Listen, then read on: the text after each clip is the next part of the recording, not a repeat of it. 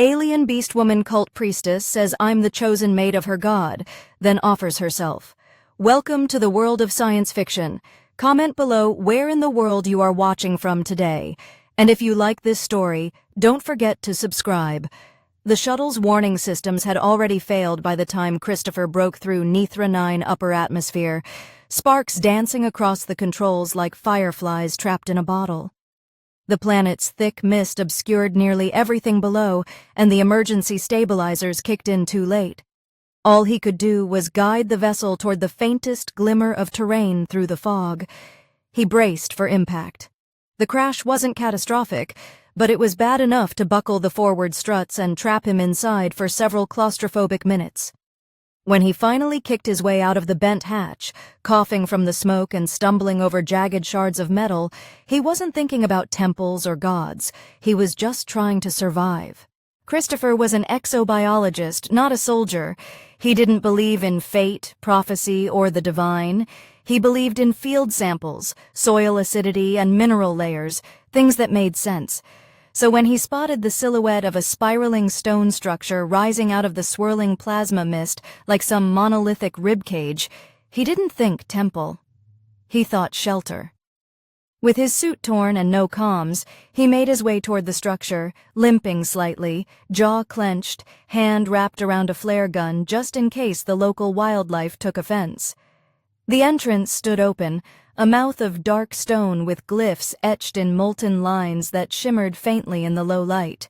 The air inside was thick with incense and warmth, strangely breathable and heavy with something fragrant, spice, maybe, or some kind of musk.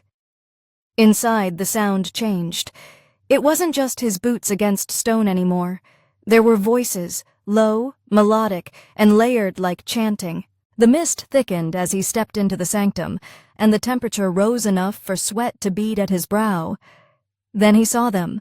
A dozen alien figures knelt in a wide circle, heads bowed toward the center of a ritual dais ringed with flickering plasma altars. Their bodies were wrapped in translucent drapes, shimmering slightly as they moved in rhythm. Their fur gleamed like oil beneath the temple glow, each motion graceful and otherworldly.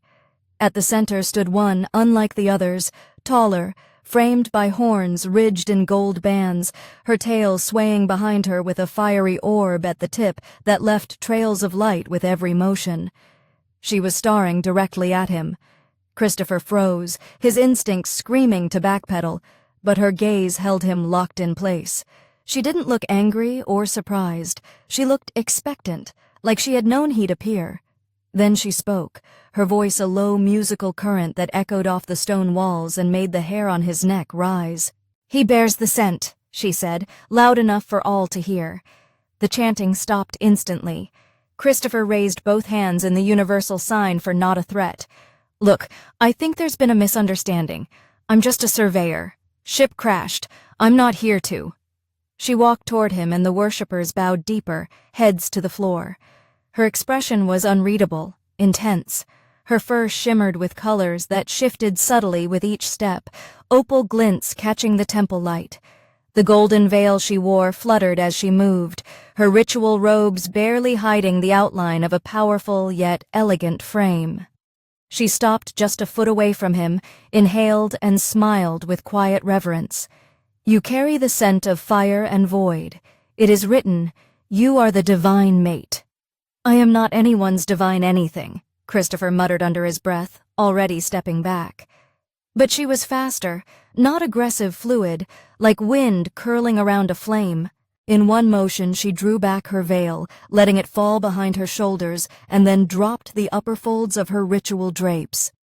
They slid down her shoulders and pulled around her waist like a wave of stardust and silk, revealing skin beneath the fur, soft, glowing faintly with iridescent hues, where veins of bioluminescence traced her collarbone. Every breath in the chamber seemed to stop. Christopher turned away instinctively. Okay, what the hell is this?" "You've arrived at the time of lunar alignment," she said. "You fulfill the scent, the firewalk pattern, and the vision. The rites demand we begin the binding." "Yeah, well, I demand an exit," he snapped. still facing away, one hand shielding his eyes even though curiosity itched in the back of his skull. "You cannot leave until the mist allows," she said calmly, "and the mist obeys only the divine's will." He turned back slightly, risking a glance, and, "Let me guess, that's me now." Her lips curled into a smile, not mocking, not smug, just warm. "Yes." His heart thudded against his ribs, not because she was naked, not just because this was mad, but because deep down some part of him believed her, not in a literal God sense, but something in this place responded to him. The altars had flickered when he stepped close.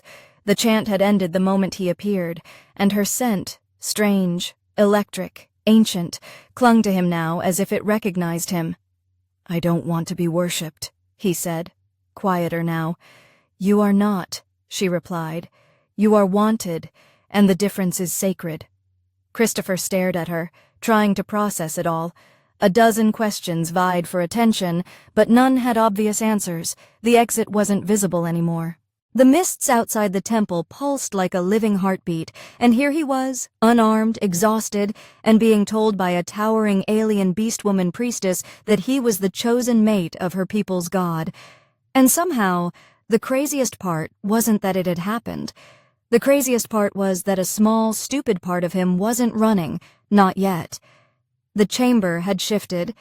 Christopher felt it not just in the air, but in the way the walls seemed to pulse subtly, as if reacting to the moment's tension. The priestess, this Mona, had resumed her full ritual garb, but the memory of her bold unveiling clung to him like static, impossible to brush off.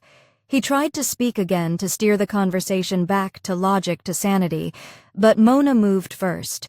She didn't shout or posture. She simply turned toward the gathered worshippers and made a low gesture with her open palm.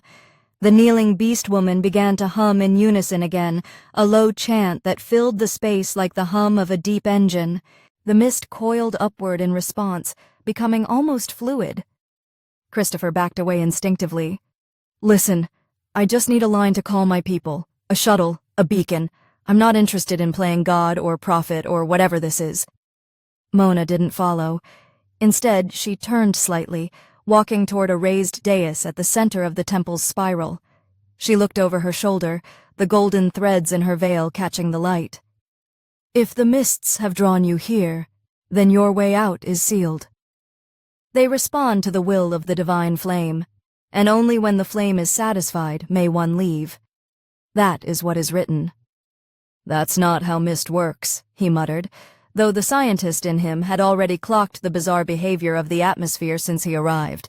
The fog outside wasn't consistent with any known gas. Its temperature, thickness, the fact that it seemed to pulse. It defied what should have been possible. Even now, the air shimmered faintly like something between humidity and plasma. "I need to know what this place is," he said, more to himself than anyone else. "This is the temple of the divine binding," Mona replied, as if it were obvious. "Built atop the convergence point of the fire lines beneath the moon, a sacred geometry that channels heat, mist, and memory. You stand where our God last touched the world." He crossed his arms. "You're telling me your God just showed up one day and said, 'Build a shrine here. I'll be back eventually, and by the way, it'll be a human.'" He tilted her head, her horns framing her face in a way that felt both elegant and intimidating. "We do not claim to understand the God's will. We only know the prophecies, the signs passed down over cycles. They describe a being from the stars carrying fire in his scent and a strange mind that walks with logic, yet carries the seed of transformation. You arrived in fire, carry logic, and have disrupted our rites simply by stepping into this space." The altars responded. "The flame recognized you." "I'm a biologist," he said bluntly. "I don't have a flame." She gave a soft, almost amused smile. "Perhaps not yet." He opened his mouth to retort, but stopped. The energy here wasn't hostile. That surprised him. The others weren't restraining him or forcing him to act. There was reverence, sure, but no malice. They genuinely believed he belonged here, believed he was important. It was unsettling in a different way. He'd been the guy behind scanners and charts his entire life, not the subject of belief. Mona stepped down from the dais, gliding over to a wall etched with symbols glowing softly. She touched one, and a door-shaped segment of stone slid open with a hiss. Warm mist poured out from a corridor behind it. She looked at him, then nodded once. "You require answers. Come." Against his better judgment, Christopher followed. He told himself it was for information, understanding, a way to find the exit or at least get a message out. But part of him couldn't ignore the sensation curling in his gut, the sense that something was pulling him forward, not just her voice. The corridor wound downward in slow spirals, deeper into the structure. The deeper they went, the warmer the air grew. Strange bioluminescent vines clung to the ceiling, pools in gently like heartbeats. Finally, they reached a chamber lit by a soft red glow with a crystal pool at its center. The walls were covered in carvings, images of humans standing beside beast women, some in poses of union, others of war, and a few of loss. "This is the archive of the bound," she said, stepping close to the wall and trailing her clawed fingers across an etching of two figures holding hands. "The gods chosen were always few, rare. Sometimes they came from beyond, sometimes born among us, but they were always different." He stepped closer to one of the carving's eyes, narrowing. One of the figures didn't just look human. It was human, fully, not stylized or symbolic.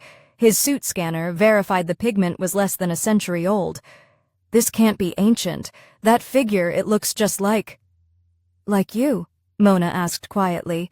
He didn't answer. He didn't need to. The realization hung in the air between them.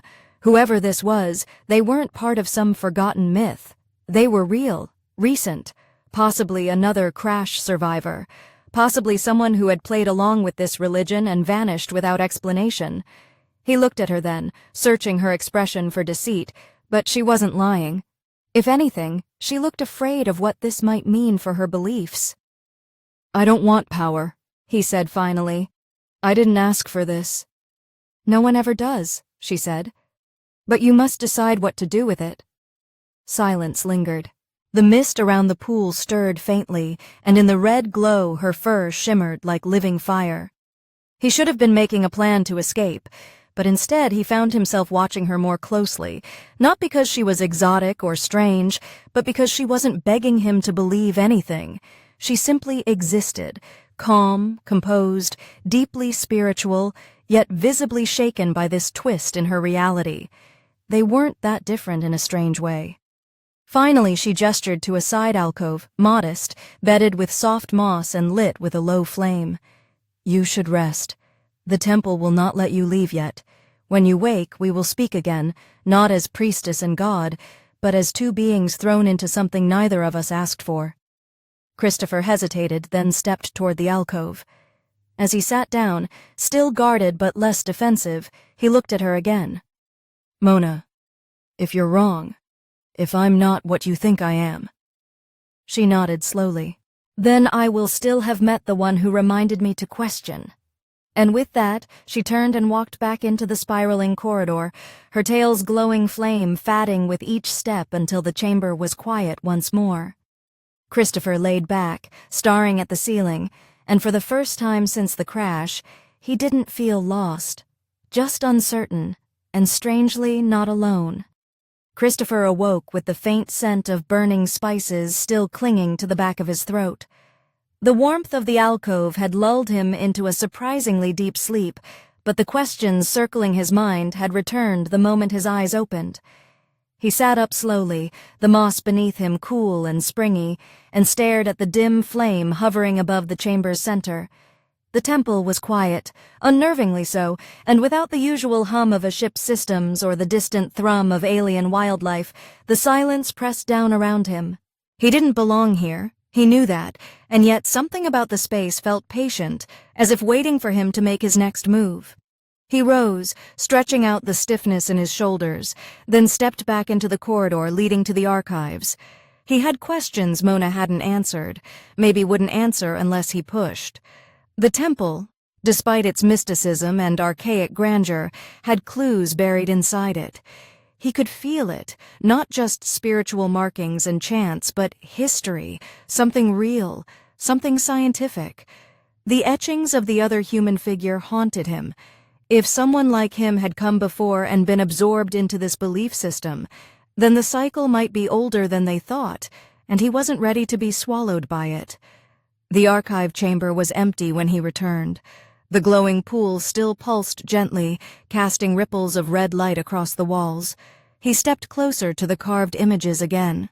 This time he activated the compact scanner strapped to his belt, half smashed in the crash but still functional.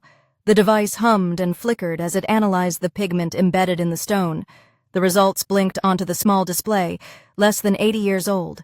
Synthetic mineral composition, human in origin. His stomach twisted slightly. There was no way this artwork had naturally emerged here. Someone human had been here before him, and not that long ago, possibly even during his lifetime. He scanned the other carvings, older, worn by time, made of native compounds. They depicted similar figures, beast women in various forms, some clearly Mona's ancestors, others more animalistic, evolving through the centuries, but always paired with a figure marked by something alien, sometimes bearing flames, other times holding stars, but increasingly human in shape as the timeline progressed. At the center of the far wall, directly above the pool, was a massive etching, the Divine Union. A beast woman and a male figure cloaked in fire, standing atop a burning world. Christopher stared at it, frowning. Was it metaphor, a premonition, a fabricated belief designed to bind generations to a cycle of ritual submission? Or was there something real about the way the mist had reacted to his presence? His arrival, the altars, even Mona's response, none of it added up neatly. He didn't believe in gods, but he did believe in patterns, and this one was beginning to unsettle him. "I see you couldn't sleep long." Mona's voice came from the corridor, calm and measured. He turned, tucking the scanner away, not bothering to hide what he'd been doing. "I found traces of another human, one who came before me." She stepped into the room with the same quiet grace, her veil redraped, her ceremonial beads clicking softly as she moved. "Yes." He arrived during the Ashen cycle when the moons bled fire. His name was Darren. He stayed for one season before he vanished into the mists. "And you let him leave?" Christopher asked, arms crossed. "We did not. The mists consumed him. He tried to escape before the rites concluded. The flame rejected him." He narrowed his eyes, or maybe he just realized what this place was and bolted. "You ever think maybe your flame isn't divine, just another piece of tech left behind by something older than both our species?" She stepped closer, gaze unwavering. "What we call divine, you call anomalous, but the result is the same. Power, when misunderstood, becomes worship. The flame responds to intention. It reacts not only to touch, but to desire. You felt it, the way the mist thinned around you, the way the altars flared." "I felt a coincidence," he said sharply, though his voice lacked confidence.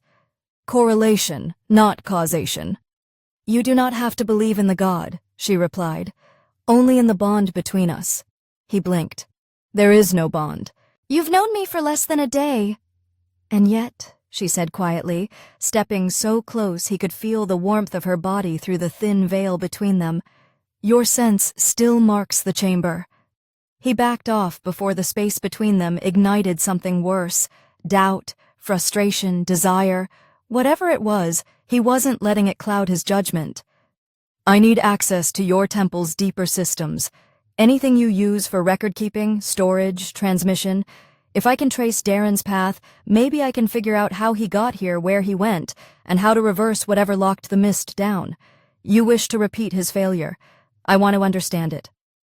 Mona studied him for a long moment, then gestured for him to follow. "Very well, but the deeper chambers are not protected by belief. Only firewalkers may pass. I will vouch for you, but once you cross the flame threshold, you cannot turn back." They walked in silence through a side passage, the temperature gradually rising. The walls became smoother, metallic instead of stone, etched with sigils and ancient circuitry. Christopher recognized some of the patterns, symmetrical arrays common to pre-fall relic sites, usually assumed to be leftovers from lost alien civilizations. Here, they were integrated seamlessly into the sacred design. The cult hadn't built this, they inherited it. Finally, they reached a set of double doors, sealed by a circular pattern that glowed faintly in response to Mona's touch. She turned to him. "You must place your hand on the central flame sigil. If your intentions are accepted, it will open.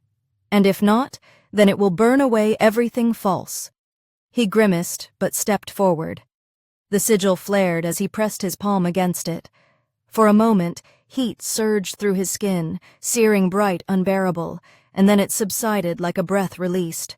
The doors parted. Inside was a room unlike the others, cool, silent, and full of floating orbs of light, rotating displays of data and fragments of languages half-translated. A console pulsed at the center. Mona remained at the entrance. "This is what remains of the original sanctum. Before we knew what it was, before we gave it names, you will find what you seek here.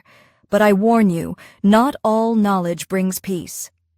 Christopher stepped into the room slowly, pulse quickening, eyes locked on the rotating records. Somewhere in here was the truth. About Darren. About the mist. Maybe about himself. But as the doors closed behind him with a whisper of flame, he realized something else. He no longer knew if he wanted to leave Nithra 9, not just because of the mystery, but because of her. The chamber swallowed him whole, not just with its vastness, but with the weight of preserved time. The glow from the floating orbs gave everything an amber hue, like walking through a memory sealed in glass. Christopher moved slowly, reverently, though he didn't consider himself the reverent type. There was an undeniable pressure in the air here, not from heat or mist, but from meaning. These weren't just relics or scraps of alien technology. This was a command center, or what was left of one. The core console pulsed with light, responding faintly to his proximity. Lines of fragmented code and ancient pictograph shimmered across the central screen in layers, slowly translating into readable strings as his suit's algorithms strained to keep up. He tapped one of the floating data threads and watched as it unfolded into a three-dimensional diagram, an orbiting map of this moon and at least 3 others in the local system. Pulse lines traced past entries and exits, some human, most not. One signal matched the energy signature of his own crash, while another older pinged with a faint echo, Darren. He followed it, dragging the map wider, tracing his predecessor's movements. It showed a rapid descent, a crash like his own, but the trail ended not at the temple but somewhere beneath it. In a sub-level, the surface structures didn't acknowledge. A forgotten level, a sealed level. Christopher narrowed his eyes, adjusting the filters on the map, layering thermal signatures and radiation traces until the outline of a buried space appeared, like the ghost of a city beneath the soil. Not a shrine, not a sanctum, a vault, possibly a ship or a lab, maybe both. Something big, something powerful, and whatever it was, the temple had been built to top it, either unknowingly or by design. Either way, it wasn't just a place of worship anymore. It was a mask. He stepped back from the console, heart beating fast, half from the thrill of discovery, half from dread. Whatever lay below had drawn Darren in and never let him out. That wasn't faith. That was a trap, and he was standing right above it. The chamber doors hissed open behind him, and Mona entered without a word. Her presence, so often commanding in ritual spaces, felt quieter here.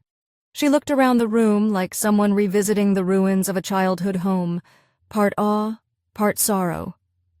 "You knew this was here," he said. Not accusatory, but certain. "Yes," she answered, "though not in the way you think. My role as High Flame is passed through blood and memory. Each priestess is given fragments of the ancient knowledge, but not the whole, to protect us, or so we believed." "This isn't a temple," Christopher said. "It's a control room. The mist, the flame, the symbols, they're connected to a machine buried underneath this place. A machine your people have been treating like a deity for centuries." Perhaps all gods are machines, she said softly. Or perhaps machines are just the bones of sleeping gods. He turned toward her, brows furrowed. You don't actually believe that? I believe what I feel, she replied, stepping closer. And I feel that the moment you touched that door, everything in this place shifted. The mist thinned, the light changed. The others felt it too, though they'll call it divine resonance. You call it energy fluctuation. Either way, the result is the same. You belong here.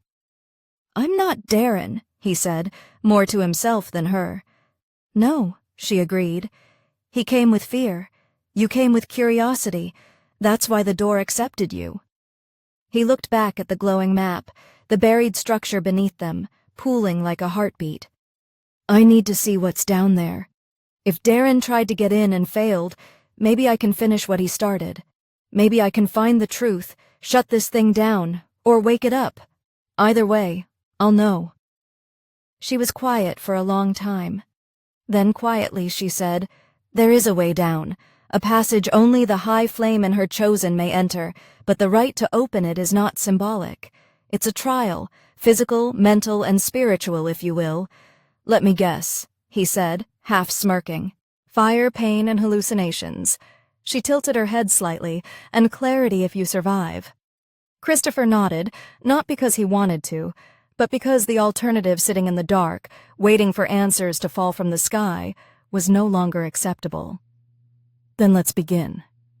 Mona led him through another passage, deeper still, where the air grew hotter with each step. The walls shimmered with bioluminescent script, flowing like ink across stone, telling stories he couldn't read but somehow felt in his bones. The path ended at a platform overlooking a river of molten light, plasma, not lava, channeled through a series of glowing veins across the temple's foundation. A narrow bridge spanned the flow, and beyond it, a wall of pure flame danced in a perfect vertical line, unmoving, unburning. This is the threshold, Mona said. You will walk through it. If your heart is false, the flame will consume you. If it is true, it will reveal what lies below. He stared at the flame, then at her. And how many have made it through? She didn't answer. Christopher exhaled slowly, then removed the upper layers of his gear, keeping only the essentials. He stepped onto the bridge. Each step made his skin prickle, the heat radiating upward in waves. He remembered something his father once said during a storm-chasing expedition. Sometimes you don't wait for proof. You walk into the thunder and pray the lightning misses. At the center of the bridge he paused, then walked straight into the flame. There was no pain, not at first, only light, endless blinding light, then pressure like diving into a sun, then sound, not external but within him, whispers, screams, memories that weren't his, visions of creatures, of stars dying and being born, of temples rising, of a woman with opal fur watching from a distance as a man disintegrated into mist. Darren. He saw it, his struggle, his failure, his mistake. Darren had tried to claim the temple, not earn it. He treated it like a puzzle, not a pact, and the system rejected him, not because he wasn't divine, but because he didn't respect the bond. Christopher fell forward out of the light, gasping as cool stone greeted his skin. The flame had vanished behind him, replaced by a glowing passage leading downward into the unknown. Mona stood at the edge, her eyes wide, not with surprise, but something deeper. You came back, she whispered. He rose unsteadily, still shaking, vision blurry. I saw him. I saw what he did wrong. She nodded. Then you are ready. He didn't know what lay below, but for the first time since landing on this forsaken moon, he wasn't walking in circles. He was moving forward, toward answers, toward the truth. And with Mona beside him, no longer a priestess, but something far more real, far more uncertain, he took the first step into the heart of the flame. The descent into the lower passage was steep and uneven, carved not by tools but by time. The walls shimmered with threads of ancient circuitry running just beneath the surface, pooling with a soft amber light that followed Christopher and Mona as they moved. The silence was thicker here, broken only by the sound of their boots against the stone and the occasional hum from the glowing pathways that slithered across the ground like veins. It didn't feel like walking through a temple anymore. It felt like crawling through the circulatory system of something alive, something ancient that had not yet decided whether to trust them. Christopher said nothing at first. The weight of what he'd seen in the flame pressed heavily on his mind. Visions not just of Darren's failure, but of something deeper, darker. He'd glimpsed fragments of a war, one not between armies, but between belief and understanding. A conflict fought in silence through rituals and whispers. Mona had watched all of it unfold in that vision, her face carved into memory like a statue on the edge of collapse. She wasn't just a priestess clinging to the faith of her people. She was a woman caught between reverence and rebellion. It struck him harder than he'd expected. "You didn't tell me you saw Darren die," he finally said, voice low. She didn't turn to look at him. "I didn't know if you'd believe me." "I saw him," Christopher muttered. "He didn't fall. He dissolved. The system rejected him, burned him out from the inside like he didn't belong. He walked in like he could master it, like he could override it." Mona stopped at a stone ledge overlooking a vast chasm that opened beneath the temple, a hidden void filled with towering crystal structures, their tips glowing faintly beneath layers of mist. Thin bridges of light stretched between platforms, connecting what looked like archives, energy cores, and remnants of a control nexus. At the very center was a suspended spire, hovering in place with no visible support, wrapped in bands of metal and encased in glowing glyphs. "That," she said quietly, "is the heart of the flame." Christopher approached the edge, staring down at the impossible structure. "What does it do?" "It chooses," Mona replied. "It connects all memory and will. It judges not through thought, but through harmony. If you lie to yourself, if you carry greed, pride, arrogance, it will know. It does not destroy to punish. It destroys to protect what remains." He nodded slowly. "And if I go down there and pass its judgment, then it will reveal what it has hidden since the first gods fell." He looked at her then, really looked. For all her poise, Mona's eyes carried exhaustion, years of balancing devotion and doubt, bound by duty and legacy. There was something soft there now, something unspoken that had begun to crack through the ritual mask she wore. He reached out without thinking and took her hand. "You're not just here for answers," he said. "You want freedom." She blinked, caught off guard. "I want my people to choose faith over fear. I want to know if we've been worshipping a lie or living inside a misunderstood truth, and I want to stop repeating the past." Christopher squeezed her hand once, then stepped onto the first bridge. The light solidified beneath his boot with a ripple, reacting to his presence, calibrating his balance. He moved carefully but confidently, each step illuminating more of the pathway until he reached the floating spire. A platform rose from beneath the chasm, forming a circular space just large enough for one person. He looked back at Mona, then forward toward the structure. He stepped onto it. The moment he did, the platform began to rise. The spire responded immediately. Glyphs lit up in cascading rings, the outer bands spinning slowly as the inner rings remained still. The air grew heavier, saturated with warmth and static. A pulse pushed through his chest, not physical, not pain, just a nudge like fingers tapping on his mind. The machine wasn't asking questions, it was searching. His name, his childhood, his failures, his ambitions, all of it surfaced at once. Memories flickered in front of his eyes, losing a research grant, saying goodbye to his dying mother, failing to connect with people, always observing, never belonging. His endless need to make sense of things that didn't care to explain themselves. And then Mona, her voice, her scent, her restraint, her strength, her trembling resolve. The glyph slowed, the spire hummed. Christopher stepped forward and placed both palms on its surface. It didn't burn, it didn't resist. Instead, the warmth intensified until it surrounded him entirely, lifting his senses into something beyond thought. He saw the truth. This wasn't a god. It was a sentient archive, an interface left behind by an ancient civilization, built to preserve knowledge and regulate energy. The mist, a containment field; the flame, a regulator for psychic interfaces; the worship. A side effect, misinterpretation turned into generations of devotion. The machine hadn't asked for prayers. It had asked for harmony, balance between emotion and logic, passion and restraint. Mona had guided him to it, not because she believed he was divine, but because she hoped he was honest. As he released the spire, the glyphs pulsed once more and projected a small sphere of light into his hands. It hovered, weightless, warm. Information compacted, a key. The platform began to lower. When he reached the landing, Mona was waiting. Her expression didn't need words. She could see the answer in his eyes. "I was right," he said softly. "It's not a god, but it is watching, and it's been waiting for someone who could understand it and respect it." Her shoulders relaxed just slightly, but her grip on his hand tightened. "What now?" "We show them," he said. "Not just the truth, the choice." Together they walked back across the bridge, the mist parting for them with quiet ease. There was no ritual waiting above, no fanfare, just the path ahead, and the realization that neither of them had to walk it alone. And somewhere between the fire and the silence, something new had been born.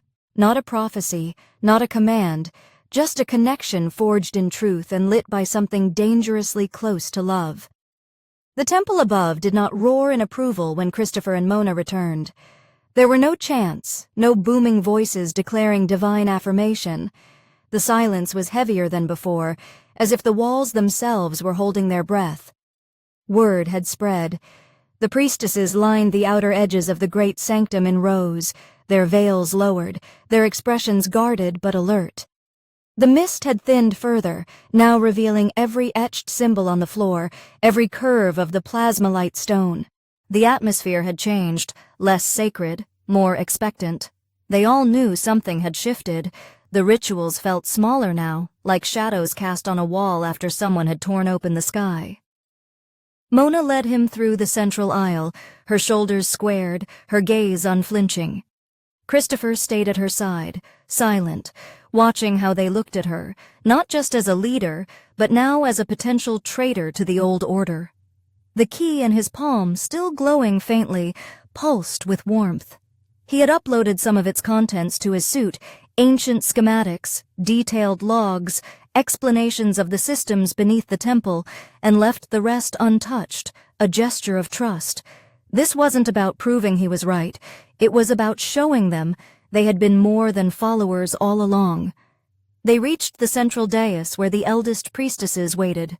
They wore robes so heavy with ceremonial beads they barely moved, their eyes hidden behind opaque flame glass. The High Council.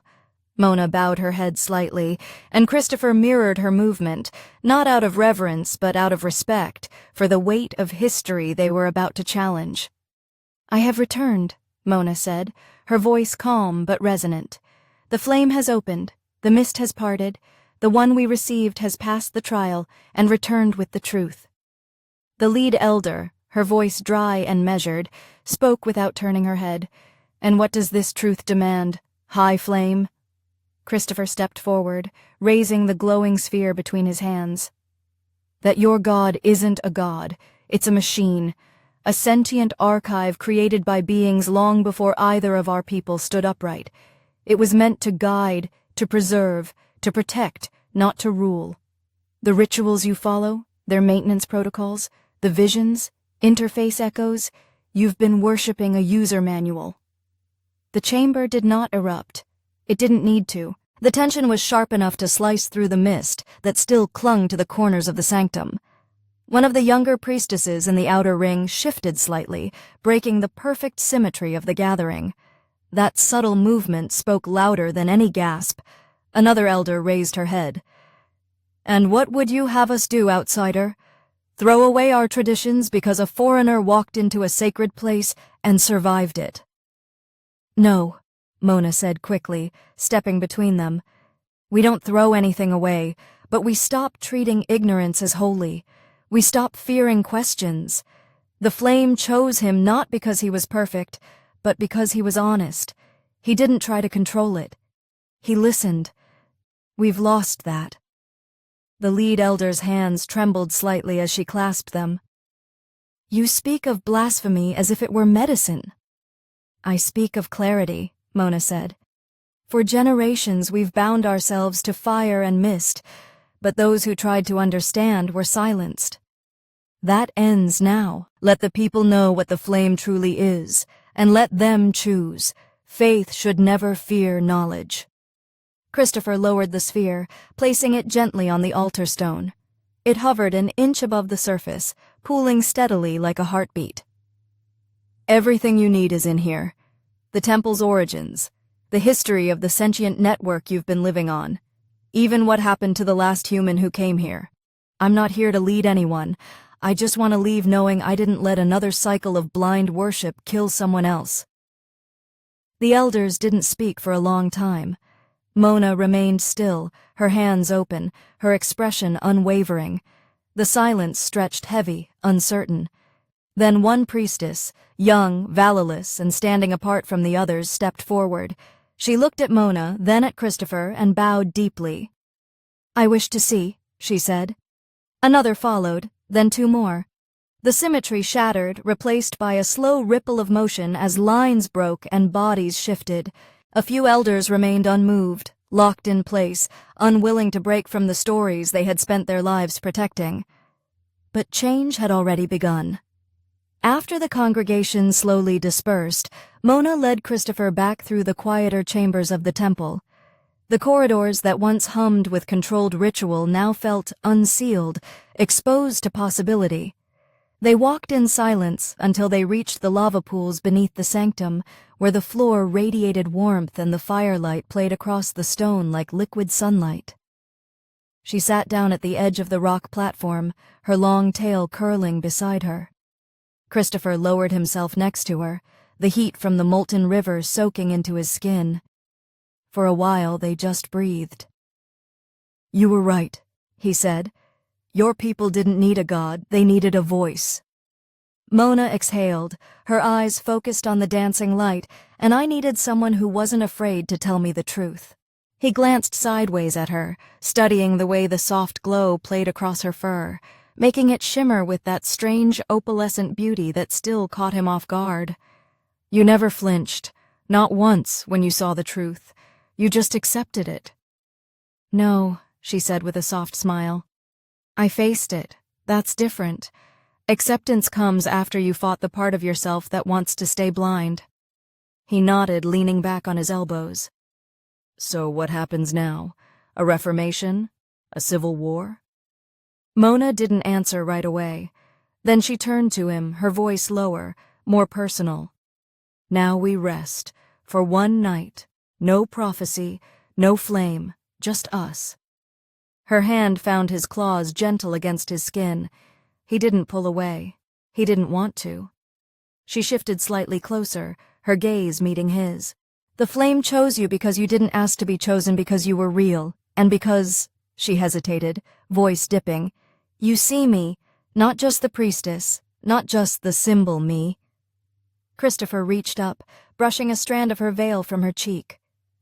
I saw you the moment you told me I didn't have to be divine, just honest. She leaned in slowly, and he didn't stop her. Their lips met, tentative at first, uncertain, then growing surier, deeper. The heat from the lava was nothing compared to the warmth blooming between them, slow and steady, uncoiled from something that had been winding for days. It wasn't a ritual. It wasn't a rite. It was a choice. Theirs. When they finally pulled apart, Mona rested her head against his shoulder, and they sat like that, wrapped in the soft breath of firelight and silence, knowing that tomorrow would bring hard decisions and harder conversations. But tonight was theirs, free of prophecy, unburdened by fate. And for the first time since the crash, Christopher felt like he wasn't just surviving this world, he was becoming part of it. Morning didn't come in beams of sunlight on Nithra 9. It arrived with the soft hiss of shifting mist and the gradual brightening of the temple's plasma veins, as if the walls themselves stirred from slumber. Christopher awoke, still wrapped in the fatting warmth of the lava chamber, the glow of molten rock casting soft shadows along Mona's resting form beside him. Her breathing was slow and deep, her opal-toned fur rising and falling in a rhythm that calmed something restless inside him. He didn't speak. He didn't move for several minutes, just watched the way she looked when she wasn't carrying the weight of a world built on misinterpretation. Without the veil, without the rituals, she was simply herself, and that made her all the more real. But peace, as always, was temporary. A sharp tone echoed through the corridors, metallic and grating, a high-pitched signal, nothing like the soft bells used for ritual summoning. Mona's eyes snapped open, already alert. She sat upright and scanned the chamber, her hand going to the curved blade she kept hidden beneath her ceremonial drapes. "That's not from us," she said, voice low and grim. Christopher stood, retrieving his suit's interface unit. The readout confirmed it. A foreign signal was pinging the temple's outermost perimeter. He checked its origin twice before muttering a curse under his breath. "It's a scan," he said. "A ship's orbital pulse, human tech." Mona was already on her feet. "Your people." "No," he said. "Mine wouldn't just scan, they'd land. This is stealth mapping. Military pattern could be scavengers, could be worse." She didn't ask for further explanation. Instead, she led him quickly through a side corridor that connected to the upper temple balconies. From there, they reached the outermost terrace, where the mist had fully parted, exposing the jagged peaks of obsidian rock that bordered the sacred grounds. Above, a faint shimmer broke the otherwise opaque sky, a cloaked ship mid-orbit barely visible to the naked eye. Christopher's breath caught. "That's a black signal scout, corporate or mercenary. They've been tracking high-energy anomalies. My crash probably tripped a beacon." "And now they found the flame," Mona said quietly. He nodded, jaw clenched. "If they get inside, they'll strip it, take the archive, tear through the temple, and call it a salvage operation." Mona's face remained still, but her tail flicked behind her in agitation. "The elders will think it's another trial. They won't see the threat until it's inside their walls." "Then we warned them," he said. Mona led him back into the sanctum, where the atmosphere had already shifted. The same young priestesses who had stepped forward the day before were organizing others into quiet groups. Words like flamestorm and incumbing flamewalkers passed between them. The myth had already begun reshaping the truth. Christopher could see it in their eyes, the need to make sense of danger by fitting it into old prophecy.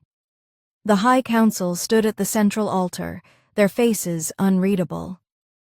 The lead elder looked down at them as they approached, her voice brittle. "You've disturbed the balance, High Flame. Now the sky sends challengers." "These are not gods," Mona said calmly. "They are thieves. They will not walk through fire. They will come with guns and take what they want. If we don't act now, we lose everything." Another elder spoke defiant. "You said faith should not fear knowledge, yet you ask us to panic." "I ask you to prepare," Mona snapped. "Because this isn't a vision, it's happening now. Look around you. Your flame has chosen, your mist has lifted. You asked for proof. Now you face the consequence of being seen."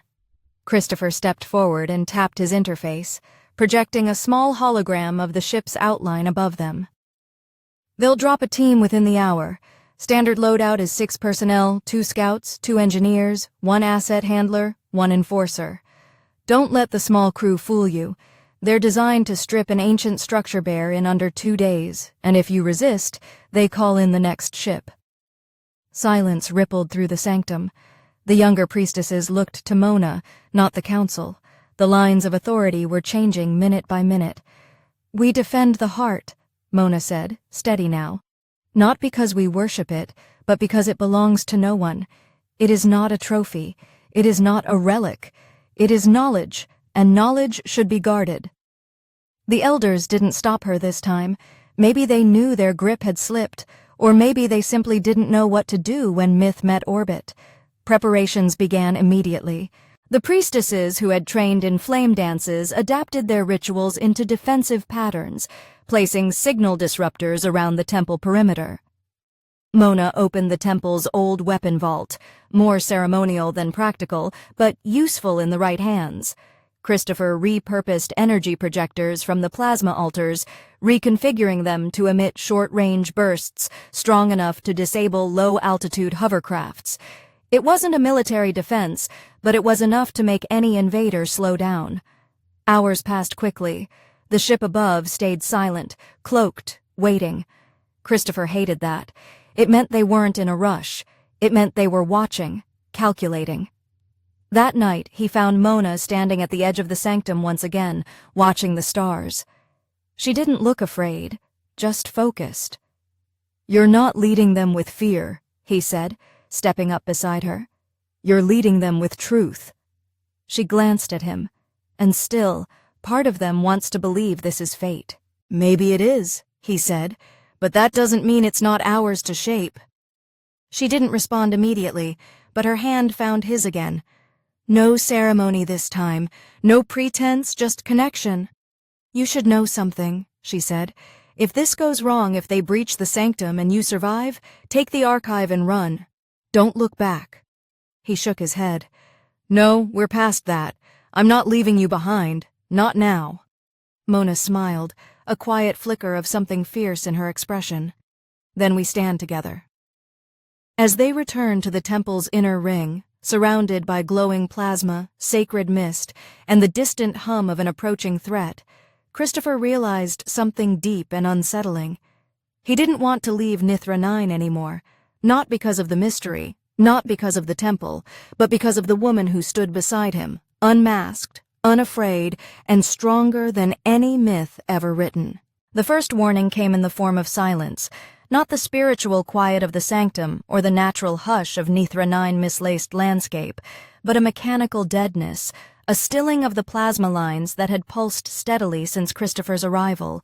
It was like the temple itself held its breath. The glowing orbs dimmed fractionally, and every priestess turned their gaze skyward. They didn't need an announcement.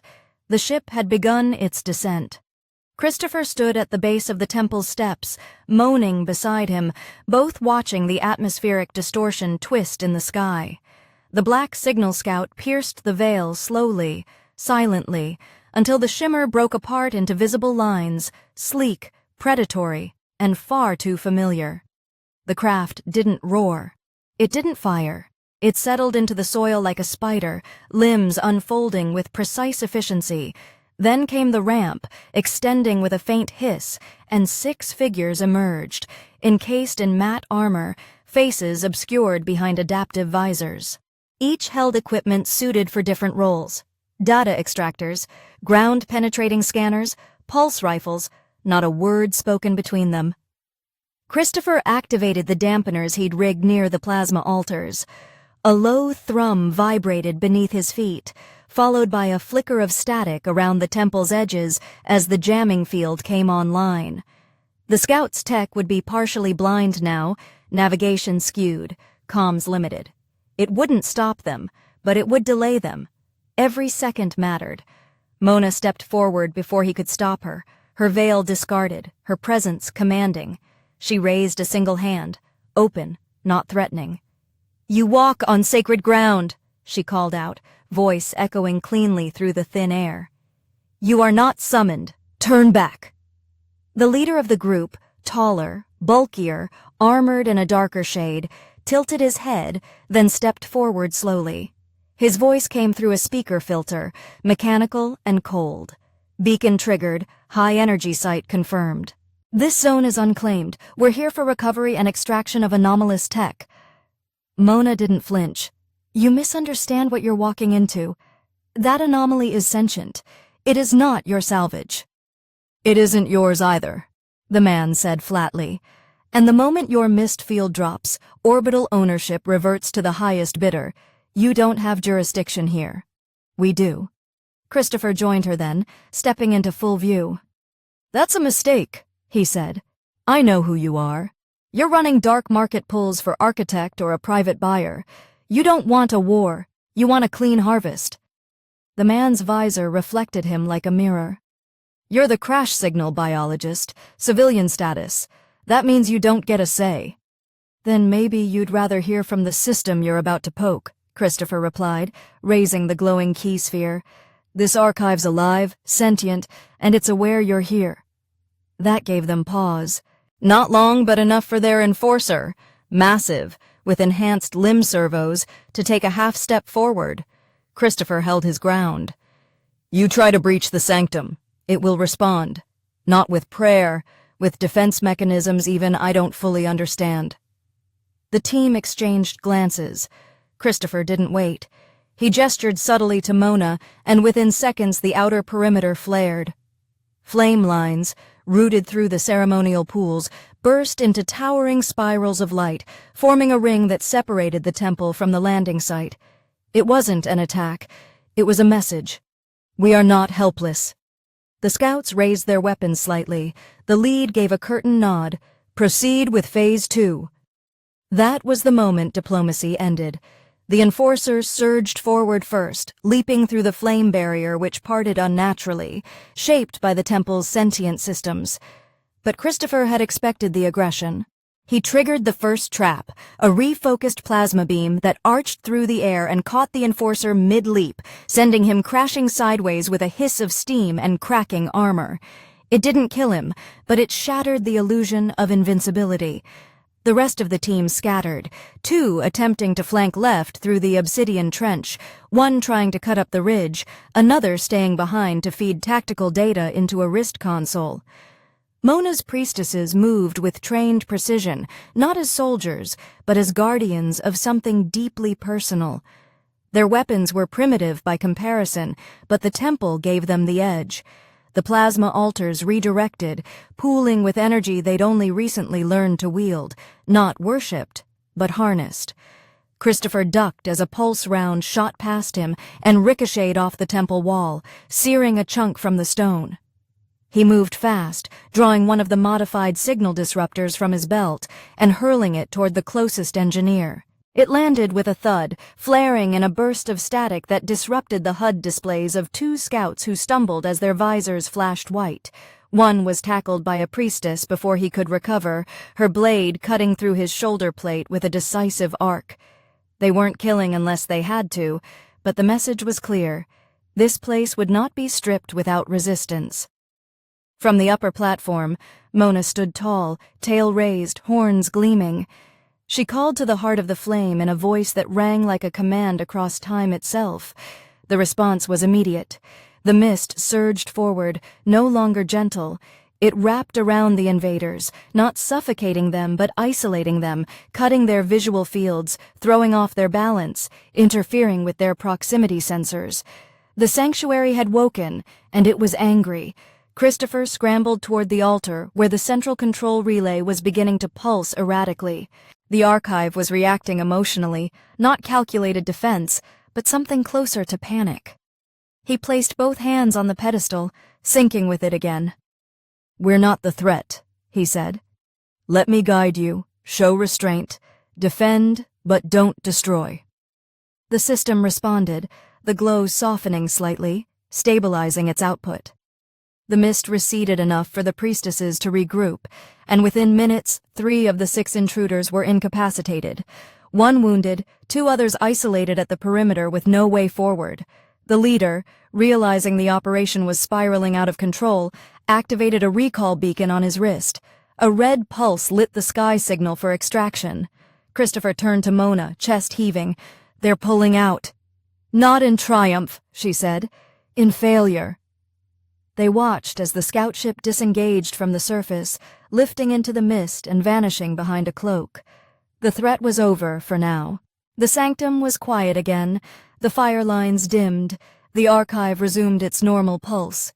Christopher looked around at the scorched stones, the wounded priestesses, the faces hardened by experience. We held them off, he said, but they'll tell someone more will come. Mona nodded, her expression calm but resolute. Then next time we won't just protect, we'll be ready to explain. This was never about war, It was about proving we're worth hearing. He looked at her, at the woman who had been his captor, his guide, his partner in discovery. And what about us? She didn't answer with words. She stepped forward, placing her palm against his chest, her claws gentle, her voice like a breath of flame. We stand as one.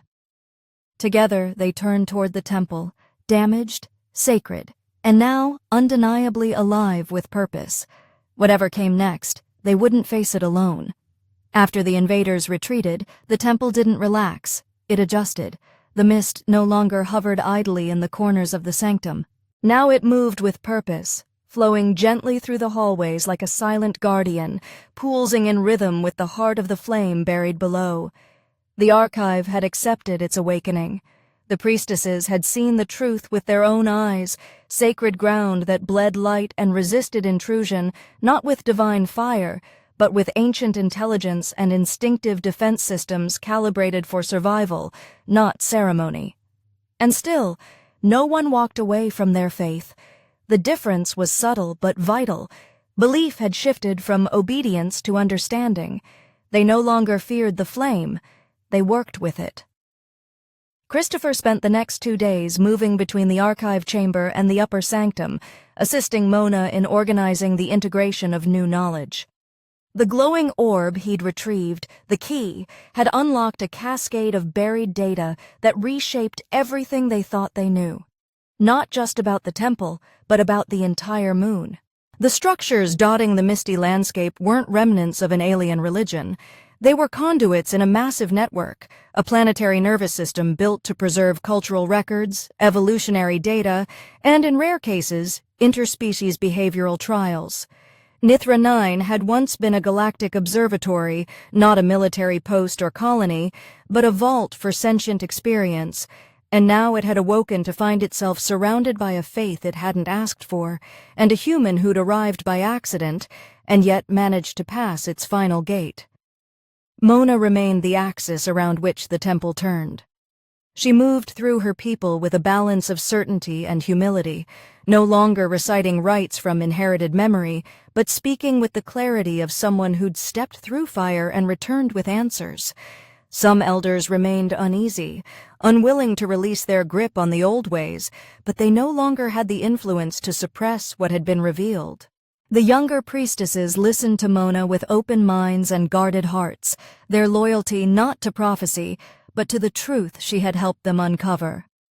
By the 3rd day, Christopher stood beneath the open sky outside the sanctum, staring at the patch of earth where the scout ship had scorched its mark. He traced the black in lines with the toe of his boot, thoughts circling. He hadn't forgotten what the leader had said. This moon was unclaimed.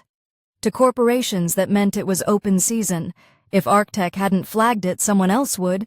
Word would spread. More ships would come. This place couldn't hide forever. Mona approached from behind, her presence quiet as always, her silhouette striking against the haze. Her translucent robes had been replaced with something simpler, a sleeveless tunic stitched from woven crystal thread, beads wrapped around her horns in soft spirals. She looked less like a priestess now, and more like what she truly was, a protector with no illusion of divinity. "They'll come again," Christopher said without turning. "Not tomorrow, maybe not next week, but they'll come, and next time they won't send a scout team, they'll send a ship built for breaking worlds." Mona stepped beside him, her gaze falling on the same scorched earth. "Then we'll be ready." "I've already drafted a transmission," he continued. "Encrypted. My suits, comms are working again. I can bounce it through the relay in my wreck. If I route it through old channels, I can get it to a preservationist org, one of the cultural sanctity networks. If we register this place as a protected site through the right back channels, maybe, just maybe, they'll leave it alone." She didn't speak for a while. "Then will you go with it?" He finally turned to her. "I don't know." The air thickened with meaning. Neither of them blinked. She didn't ask him to stay. He didn't ask her to follow him. The bond between them wasn't fragile, but it was new, raw, and rooted in the crucible of their shared experience. Every decision felt heavier now, not because of fear, but because of everything they stood to lose if they chose wrong. He stepped closer, his hand brushing her arm. "If I stay, I make this place a target. If I go, I might be able to buy you time, maybe even protection." She looked up at him, the firelight from the distant sanctum reflecting in her eyes. "And what do you want, Christopher? Not for the temple, not for the galaxy, for you." He swallowed, jaw tightening. "I want this. I want you. But I also want to make sure you're safe." "You think you have to choose?" she asked softly. "I think I always have to," he answered. She touched his face. Then, fingers warm, steady, claws retracted, just skin against skin. "You're not a god, Christopher, but you've already changed our future. That's more than most who walk through our flame. Whatever you choose next, I'll trust it." He leaned into her touch, then pulled her into an embrace. There was no passion in it, not in that moment, just understanding, shared breath. The pause before decisions became real. Later that night, he stood inside the archive chamber again, watching the light spiral slowly around the heart. The sentient system recognized him now, trusted him, not as a prophet, but as a participant. He uploaded the encryption capsule and coded a narrowband transmission. Once the signal went live, he wouldn't be able to take it back. He stood with his hand, hovering over the relay button for a long time, long enough that the mist coiled around his legs like a living question. Finally, he pressed send. Mona was waiting when he emerged. She didn't ask what he'd done. He didn't explain.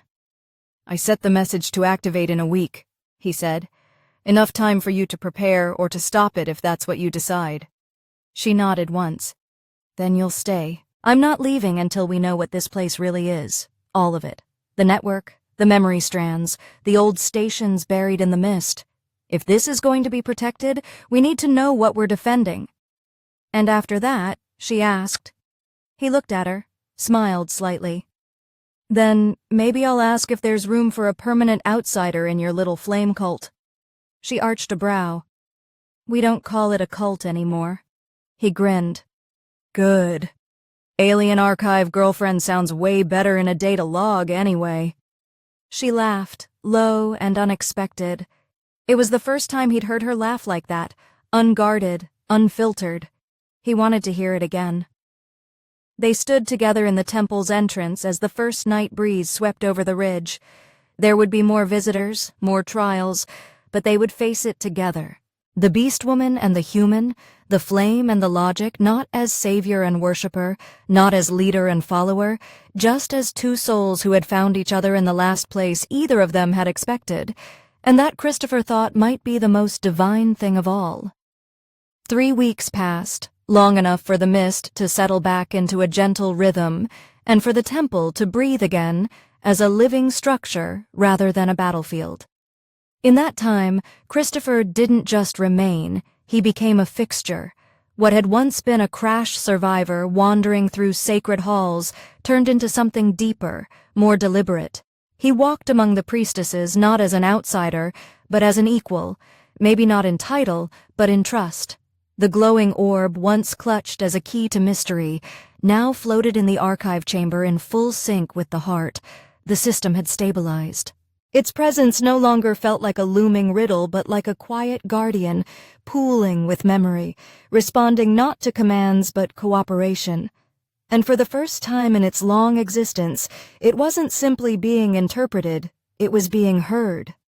Christopher spent his days between restoration efforts and guided tour, not for tourists, but for the temple's own people. Mona had reorganized the sanctum's purpose.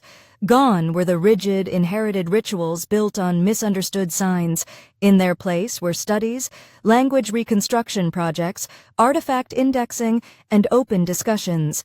The priestesses, who had once bowed in rhythm to sacred chants, now stood confidently in front of projection orbs, learning how to read data lines, how to trace the connections between their traditions and the technology that had always been there. And no one was forced to abandon faith. They were simply given the choice to see it through new eyes. On the surface, the temple remained visually the same. Its spiraling stone paths, flame-lit halls, and gold-threaded murals still marked it as something deeply old. But the energy had shifted. Fear no longer held it together. Truth did. And beneath it all, as the archive slowly revealed itself, station by station, buried node by buried node, it became clear that Nithra 9 wasn't just a relic. It was one of the last surviving pieces of a vanished civilization that had tried to preserve the universe's wisdom before chaos took it. And it had chosen this moon, and the people on it, to protect that legacy. Mona changed too. She kept the title of High Flame, but the veil was gone for good. Her wardrobe remained ceremonial only in shape, light armor now threaded with bands of both crystal and conductive mesh, functional and symbolic. Her claws were no longer symbols of divine strength, but tools she used to repair conduits and activate dormant subnodes. The tail, that once held only a flickering orb of fire, now doubled as a conduit interface, fine-tuned to stabilize local systems. And when she walked through the temple, those who bowed did so out of choice, not conditioning. The reverence was no longer demanded, it was earned.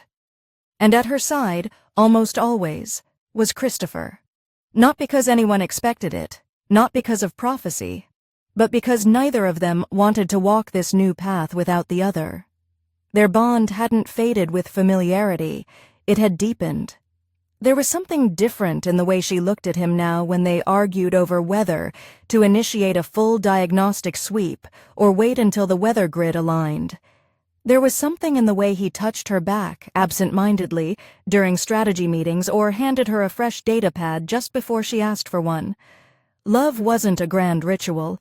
It wasn't a declaration against fur, breath against breath.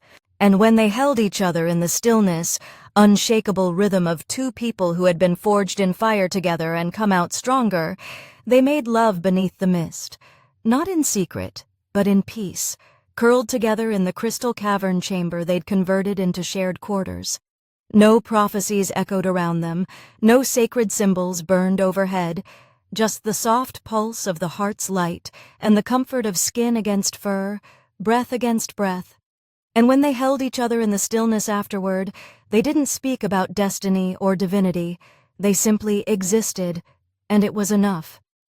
The day the protection broadcast reached the Interstellar Preservation Network, an official relay was sent back. Approval had been granted. Nithra 9 was now listed in the Galactic Cultural Record as a Level 1 legacy world. Extraction and interference from any corporate or military body would now trigger full sanctions.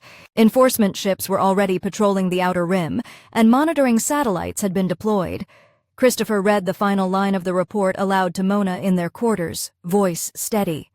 Status, archives safeguarded, indigenous culture recognized as legitimate stewards, system integrity remained stable, human presence acknowledged, no further interference authorized. He looked up from the message. Mona was watching him from across the room, one brow raised. "Does this mean you're out of a job?" He laughed softly, rubbing the back of his neck. "It means I finally finished something without it blowing up in my face." She crossed the distance between them, arms folding around his waist, tail curling lightly against no longer choking the atmosphere. The stars blinked back at him like familiar. He pulled her close, forehead resting against hers. "As long as the position includes you, I'll take it." The kiss was quiet, slow, without urgency. They had time now, all the time they wanted. Later that night, Christopher stepped outside the temple alone, looking up at the stars. The sky was clearer now than when he'd first arrived. The mist no longer choking the atmosphere. The stars blinked back at him like familiar faces. Somewhere out there, the world he'd left behind still turned, still moved forward, but he no longer felt tethered to it. His purpose wasn't in some distant lab or buried in research reports. It was here with her, on a world that once mistook silence for divinity, but had learned to listen again. He didn't need a legacy. He didn't need recognition. He had a home now, one born not from fate, but from choice. Mona joined him, silent, slipping her hand into his. They stood there until the first blue light of the dawn mist glimmered on the horizon, and the temple behind them hummed, not in worship, but in welcome. And that was how it ended, not with war, not with miracles, not with loss, but with understanding, love, and the quiet promise that no matter what came next, they would face it side by side together.